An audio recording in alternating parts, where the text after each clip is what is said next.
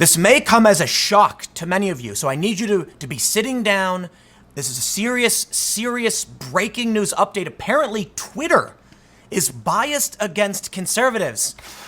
I know. I never thought we would have seen something like this. Okay, here's the real news. Twitter has locked Mitch McConnell's campaign account after posting video of protesters shouting threats and profanities. They locked Mitch McConnell's account for calling out left-wing activists shouting threats and profanities.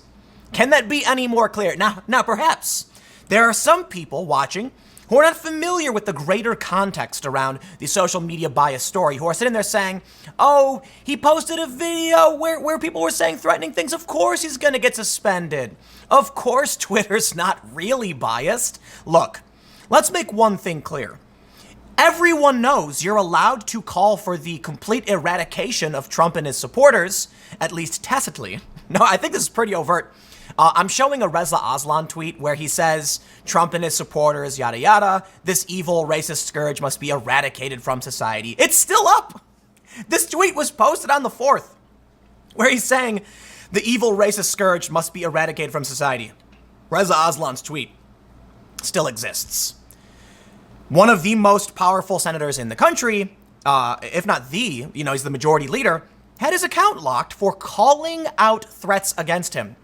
At what point, at what point, I don't even understand how people can pretend there's not a bias against conservatives. It is palpable. Reza Aslan basically calling for genocide. Sean King praising and encouraging terror. We are reaching I want to say it feels like we're getting close to the climax, the shot heard round the world moment. That may be August 17th in Portland. I don't know.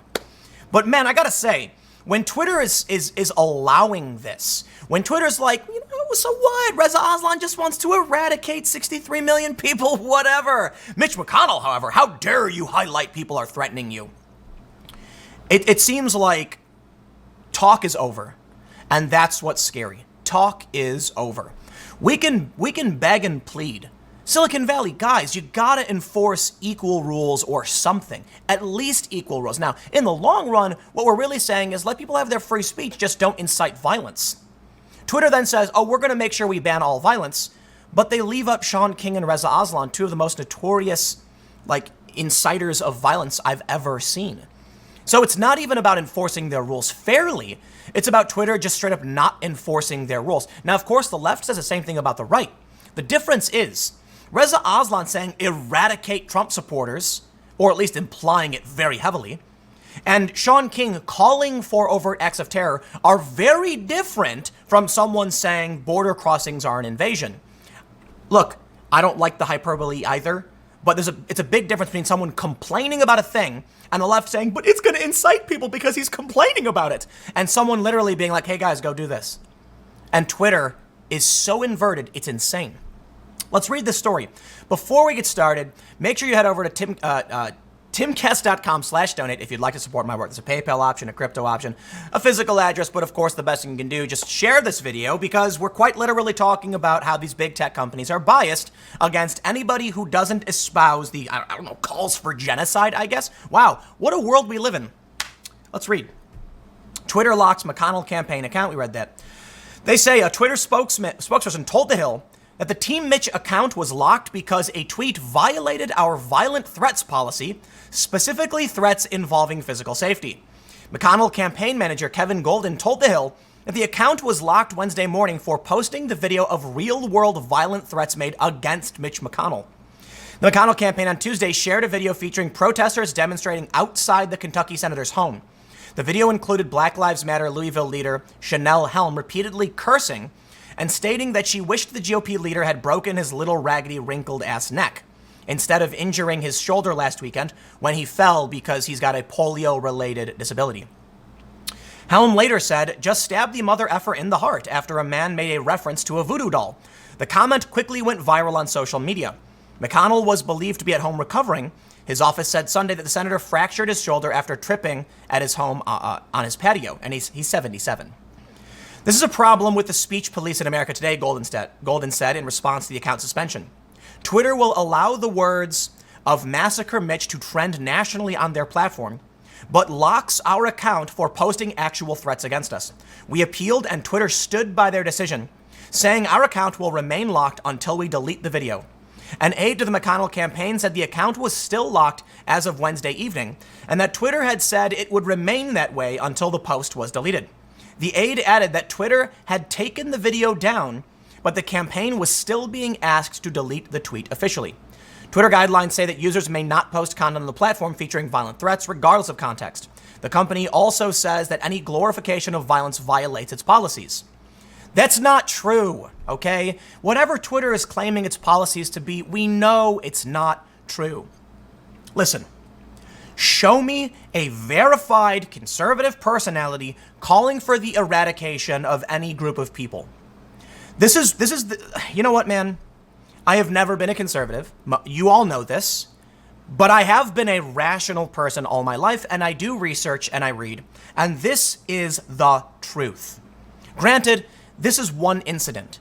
You're going to have people on the left pointing to someone saying something like a racist tweet, and they'll say, why isn't Twitter enforcing their rules? I have the same question. The difference is, while I understand sometimes people post hate speech on the platform and it's against Twitter's rules and they don't delete it, sure, Reza Aslan is essentially, I say essentially because he didn't say, Trump supporters should be. He said, Trump is a terrorist, his supporters are terrorists, and this evil racist scourge must be eradicated from society.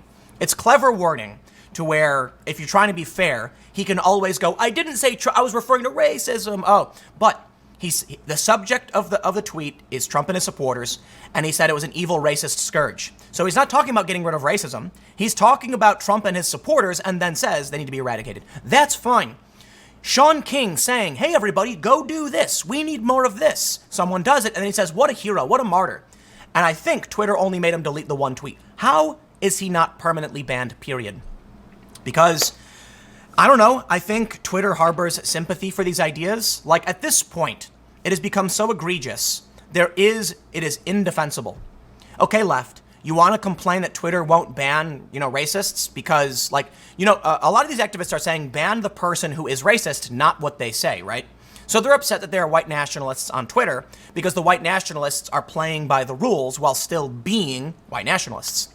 They want them banned. Why won't they be banned, the left says? Well, how about you come and advocate for the banning of Reza Aslan?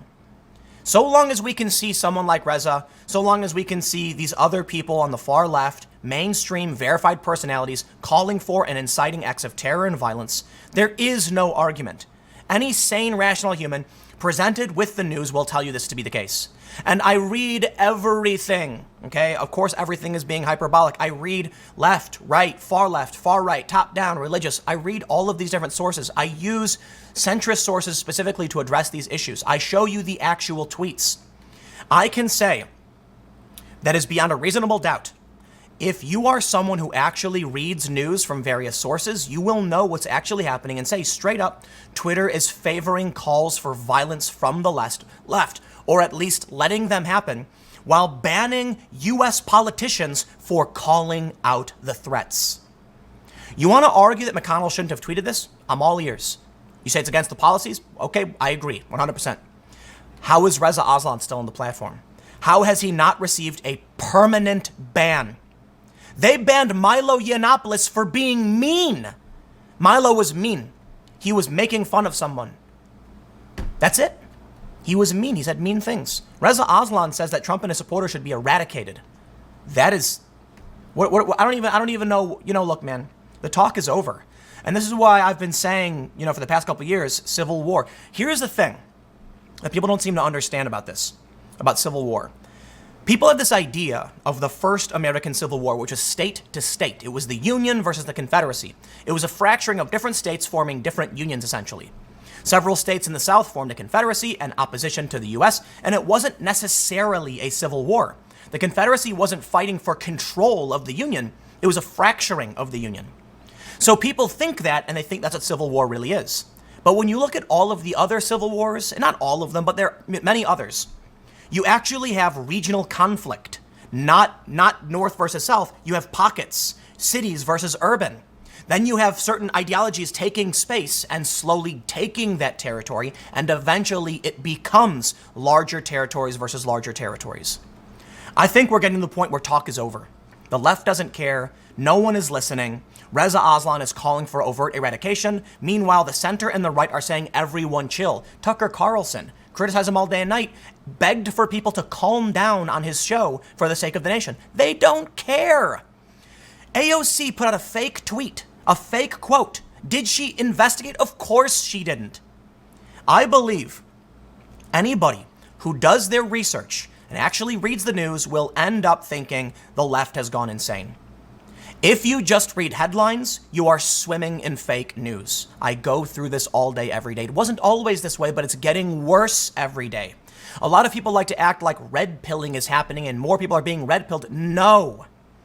It's the ideology is encroaching on other territories. News media is continuing to collapse. More companies are shutting down. More layoffs are happening. More trash activists are infecting the press. When that happens, it's not that people are being woken up to it. It's that they're being dragged into it. I have friends who don't read the news and don't pay attention, had no idea there were two incidents in less than 24 hours, and that it was far left and far, and they had no idea. But eventually, you get dragged into it. What do you think's going to happen when the ideology, they start saying that the NBA must have equal amounts of women playing the sport? People are being dragged into it. When Twitter allows this tweet from Reza Aslan, people start talking, saying, did you hear about that guy calling for genocide? And they're going to be like, whoa, that's crazy. It's not that people are necessarily waking up. It's that it's spreading and infecting more parts of our culture. I'm going to leave this here. Look, the point is, Mitch McConnell injured himself. They showed up to his house. Okay, that's bad enough. Don't go to people's private homes. Okay, let's keep it in the realm of politics. They don't care. They shouted threats at him. They've done it to Tucker Carlson. Where do you think it goes from here? That's a question I keep asking. Because it's obvious. It really is obvious. Okay, look, there are a lot of variables in front of us. I can't tell you with complete certainty what is going to happen. But I can tell you that there are only a few courses of action laid out in front of us. I think everybody should learn how to play chess at a very young age so they can understand the concept of something, following after another. Yes, when people say, rhetoric like invasion, it does lead to a certain path. But there's a big difference between crossing the line of saying, I don't like a thing, to go and hurt somebody. And that's the line we recognize as a country.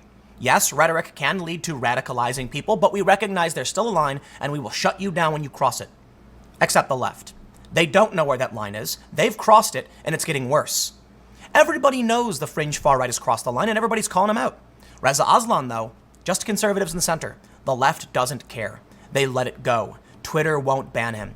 Mitch McConnell, however, heaven forbid he tries to call out the threats. I'll leave it there. Otherwise, it's going to get into a longer thing. I've got a more news-focused story coming up at 4 p.m. YouTube.com/Timcast. It is a different channel. Thanks for hanging out. I will see you all in the next segment.